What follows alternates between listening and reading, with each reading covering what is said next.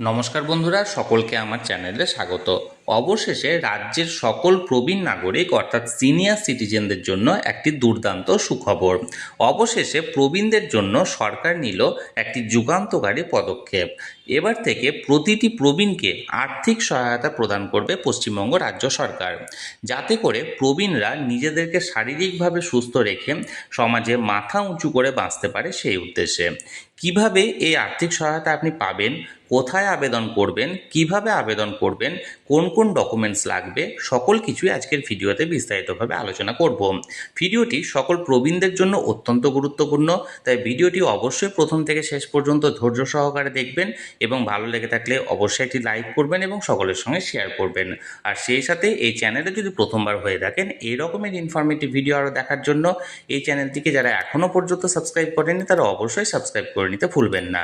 তাহলে চলুন আমরা বিস্তারিত জেনে নিই। প্রবীণদের জন্য ঘোষিত এই প্রকল্পে আপনি যদি আবেদন করেন তাহলে পশ্চিমবঙ্গ রাজ্য সরকারের তরফ থেকে আপনাকে প্রতি মাসে মাসে আর্থিক সহায়তা প্রদান করা হবে। এবার আমরা জানব এই প্রকল্পে কারা কারা আবেদনের যোগ্য। প্রথমত, যে কোনো পুরুষ বা মহিলা যাদের বয়স বর্তমানে 60 বছরের বেশি তারা সকলেই এই প্রকল্পে আবেদনের যোগ্য। তবে যদি কোনো প্রতিবন্ধী পুরুষ বা কোনো প্রতিবন্ধী মহিলা যদি অন্ততপক্ষে 40% বেশি প্রতিবন্ধী হয়ে থাকেন এবং তার যদি প্রতিবন্ধী সার্টিফিকেট থেকে থাকে এবং সেটা রিনিউ করা থাকে, তবে তিনি এই প্রকল্পে 55 বছর বয়স হলে আবেদন করতে পারেন। অর্থাৎ সেক্ষেত্রে তাকে 60 বছর না হলেও তিনি আবেদন করতে পারবেন।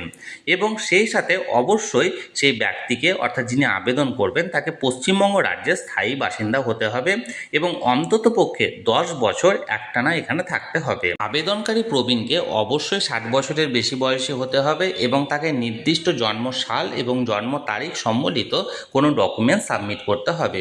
যদি এমন হয় অর্থাৎ কোনো প্রবীণের নির্দিষ্ট জন্ম সালটা আছে কিন্তু কোনো মাস দেওয়া নেই এরকম একটি কাগজ আছে, তাহলে সেক্ষেত্রে তার জন্ম মাসটি এবং তারিখটি ধরা হবে 1 জুলাই সেই বছরের। অর্থাৎ ফর এক্সাম্পল, একজন প্রবীণের যদি 1966 সালে জন্ম হয়ে থাকে এবং তিনি যদি এর প্রকল্পের জন্য আবেদন করতে চান এবং তার যদি কোনো মাস বা ডেট না দেওয়া থাকে তাহলে সেক্ষেত্রে তার জন্ম তারিখটা ধরা হবে 1 জুলাই 1966 এবং 1 জুলাই 2026 তার 60 বছর মানে এক্ষেত্রে কমপ্লিট হবে এবং তিনি সেক্ষেত্রে 1 জুলাইয়ের পরেই কিন্তু আবেদন করতে পারবেন। আশা করি বিষয়টি আমি বোঝাতে পারলাম। এর পাশাপাশি যদি কারো মাস থেকে থাকে কিন্তু ডেট না থাকে তাহলে সেক্ষেত্রে সেই মাসের মাঝামাঝি অর্থাৎ 16 তারিখ সেই মাসের তার ডেট অফ বার্থটা ধরা হবে। আশা করি বিষয়টি আমি বোঝাতে পারলাম। এর পাশাপাশি আমরা জানব কারা কারা এই প্রকল্পের জন্য যোগ্য নন। প্রথমত, আবেদনকারী ব্যক্তি অর্থাৎ আবেদনকারী প্রবীণ যদি কোনো কেন্দ্রীয় সরকারি বা কোনো রাজ্য সরকারি কর্মচারী ছিলেন এবং তিনি বর্তমানে পেনশন পান রাজ্য সরকার বা কেন্দ্র সরকারের কাছ থেকে, তাহলে সেই ক্ষেত্রে সেই প্রবীণ এই প্রকল্পের জন্য আবেদন করতে পারবেন না। এর পাশাপাশি একজন প্রবীণ নাগরিক যদি চাকরি না করে থাকেন কিন্তু যদি তিনি ট্যাক্স পে করেন অর্থাৎ ট্যাক্স পেয়ার হয়ে থাকেন তাহলে সেক্ষেত্রেও তিনি আবেদন করতে পারবেন না, অর্থাৎ তিনি এক্ষেত্রে আবেদনের জন্য যোগ্য নন। এছাড়াও যদি সর্বশেষ এসআইআর অর্থাৎ স্পেশাল ইন্টেনসিভ রিভিশন যেটা 2026-এর বেস করে করা হয়েছে, লাস্ট এসআইআরে যদি সেই প্রবীণের নাম বাদ গিয়ে থাকে অর্থাৎ ডিলিট হয়ে থাকে তাহলে সেক্ষেত্রেও সেই প্রবীণ নাগরিক এই প্রকল্পের জন্য আবেদন করতে পারবেন না। এবার আমরা জানবো এই প্রকল্পের আবেদনের পদ্ধতির ব্যাপারে। বর্তমানে একজন প্রবীণ নাগরিক শুধুমাত্র অফলাইনের মাধ্যমে এই প্রকল্পে আবেদন করতে পারেন, অর্থাৎ নির্দিষ্ট জায়গা থেকে ফর্ম তুলে সেই ফর্মটিকে ফিল আপ করে সমস্ত ডকুমেন্ট সহ আবার সেই জায়গায় জমা দেওয়া। এর পাশাপাশি নতুন সরকারের তরফ থেকে এই প্রকল্পে অনলাইনে আবেদন করার জন্য একটা সিদ্ধান্ত বা আলোচনা চলছে, তবে এখনও পর্যন্ত সেই অনলাইনে আবেদনের কোনো পোর্টাল ওপেন করা হয়নি। যদি আগামী দিনে অনলাইনে কোনো পোর্টাল চালু করা হয় তাহলে সেই ব্যাপারে আমি বিস্তারিত ভিডিও নিয়ে আসব। আপাতত একজন প্রবীণ নাগরিক যদি স্থানীয় শহরের বাসিন্দা হয় তাহলে সেক্ষেত্রে সেই স্থানীয় এসডিও অফিস থেকে তিনি ফর্ম কালেক্ট করতে পারেন এবং একজন গ্রামের বাসিন্দা অর্থাৎ গ্রামের কোনো প্রবীণ নাগরিক স্থানীয় বিডিও অফিস বা পঞ্চায়েত সমিতি অফিস থেকে ফর্ম তুলে যাবতীয় তথ্য যেমন তার ব্যক্তিগত তথ্য, তার বয়স, তার ইনকাম প্রুফ, ছবি সহ সমস্ত ডকুমেন্টসের জেরক্স দিয়ে তিনি সেই স্থানীয় এসডিও বা স্থানীয় বিডিও অফিসে জমা দিতে পারেন। এবার আমরা জানবো এই প্রকল্পের ফর্ম তুলে সেই ফর্ম জমা দেওয়ার সময় কোন কোন ডকুমেন্ট গ্রহণ করা হবে বা কোন কোন ডকুমেন্ট দেওয়া হবে।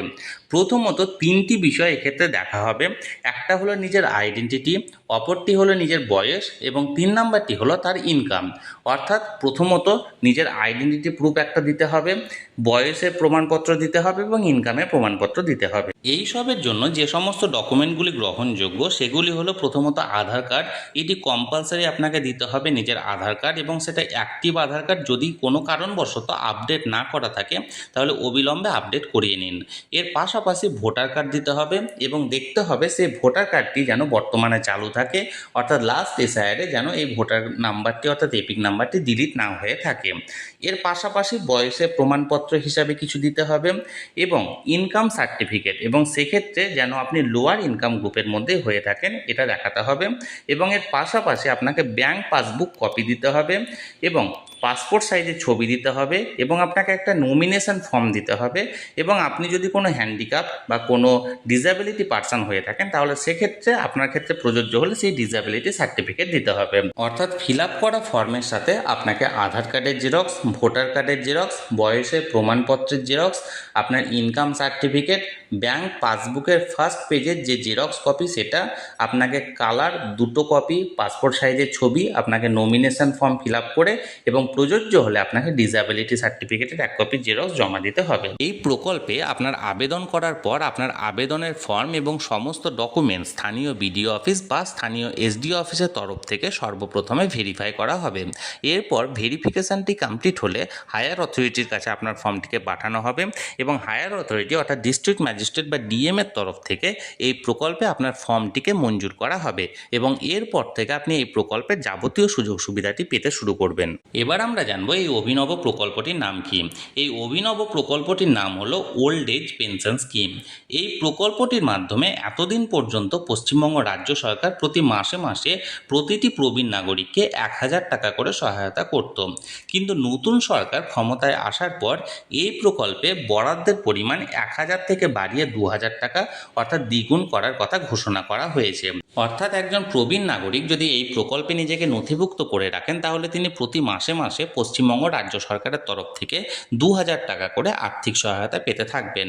আশা করি এই প্রকল্পটির ব্যাপারে আমি আপনাদেরকে যথাযথ সহায়তা করতে পেরেছি।